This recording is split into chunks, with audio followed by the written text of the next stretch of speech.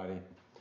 So today's video is going to be on a topic that I talk about many times per day, maybe with you.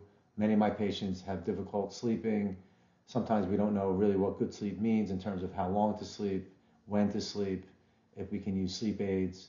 So I thought that I would have one of maybe many videos on sleep because it's a very complicated issue, but it's also a very important issue, not only for your present day health, but very important for future health, not only for your brain health, but to prevent things like obesity, diabetes, and other things that we'll talk about. So first, it's easy to state the problem. The problem is that whether it's due to stress, due to busy minds, due to busy activity, due to being up late as a habit, many people don't sleep well, either go to bed too late, don't sleep unremittingly, wake up to use the bathroom, just wake up because they can't sleep deeply, and it becomes a cyclical problem, and it ends up becoming sometimes a big burden to people. So first I want to define the problem. So as you can see back here, thanks to Janessa, my new research assistant and new addition to the team here, a couple of the things that we should perk our ears up when we see. Lack of sleep, which means basically less than 7 hours per night, usually between 7 and 8.5 hours are considered to be optimal. But less than 7 hours consistently will give you what we see back here. 12% increase of all-cause mortality, 33% increase in diabetes, and you can read the rest: high blood pressure, heart disease, obesity. There's a lot of other things regarding brain diseases, Alzheimer's disease, other brain diseases that have been now seen to be related to either lack of sleep or toxicity of the brain due to lack of sleep indirectly. So those are big problems. So we see that sleep, it's not just a matter of being well rested, it's a matter of your overall health and well-being, not just now, but in the future. So I wrote the word solution up here. I say Janessa did, and I'm being very, maybe not that firm with the word solution. I wish it was that easy to find a solution.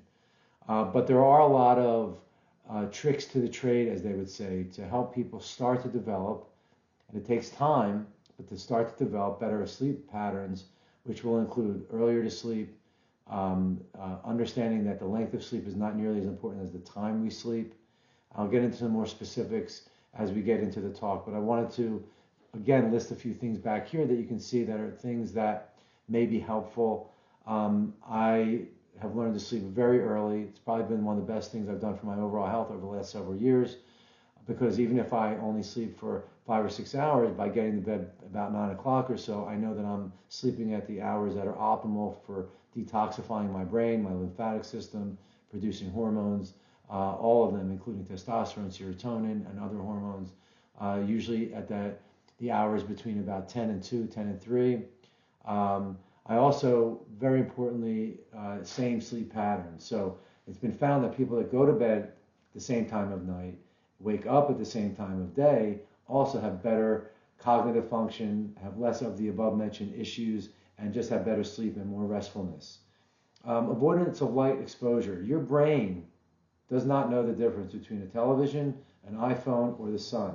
So whether it's 8 o'clock at night or 10 or 12, if you're looking at a TV or a phone, or you have a white light, you're reading a book, your brain thinks the sun is up. And when the sun is up, the brain produces hormones that are not conducive to good night's sleep: cortisol, other stress hormones, because when the day begins, when the sun rises, our bodies have to get into a stressed state where they can actively pursue all the things that we have to do during the day. At night, we're tricking our bodies into thinking that the sun is up when it's not. So right away, the chemical imbalance that occurs allows us to be less restful, get to sleep less well, stay asleep less well. I actually bought a pair of blue blocker glasses that I try to put on right after I eat my dinner, with no white light coming in, no blue light coming in from those blue blockers. My brain is already getting into a state where even though the sun is down, the lights are still on. But with those blue blockers on, my brain believes that the sun is down completely, and it filters out the light. So that has helped me as well. I also use natural sleep aids, and I recommend them. And by the way, forgot to say this at the beginning of the talk, this is not medical advice for anybody who is not my patient. This is just information that I like to dispense to my patients, and you can take it for whatever that's worth, but this is not medical advice to anybody who's not my patient. The supplements that are maybe best tested and most mild in terms of their herbal origins are things like melatonin, magnesium, something called 5-HTP, which is the byproduct of what we all know after Thanksgiving, eating a lot of turkey will produce tryptophan. And then there's kava kava. These are all natural relaxers that help people either get to sleep or stay asleep. Sometimes we have to be persistent in figuring out the dosing and not do it 2 nights and then it doesn't work, so we kind of throw the baby out with the bathwater. So there are a couple, I'm going to do a second video where I'm going to list a lot of the resources that I learned from, both books, individuals on YouTube, that really have taught me how to interpret my sleep. One thing that you can start off with is there's a book called Why We Sleep by Matthew Walker, PhD. I can tell you right now, that to me was a seminal book that I read 5 or 6 years ago. I still keep it on my nightstand and refer to it quite often. It has really changed my ability to learn how to get a better night's sleep, and I know my health has improved, and maybe more importantly, I know that my health in the future will be better preserved in many ways. So I promise to send out sleep video number 2 with specifics about resources, other specifics about breathing techniques, other things on maybe supplements, things about our circadian rhythm that can help us understand the certain time patterns to sleep.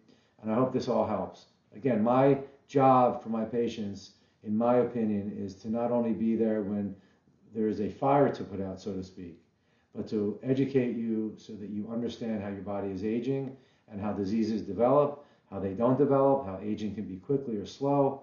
And that's how we live a nice, healthy life for as long as possible in a highly functional state. And that's the goal. Hope this helps. Have a great day.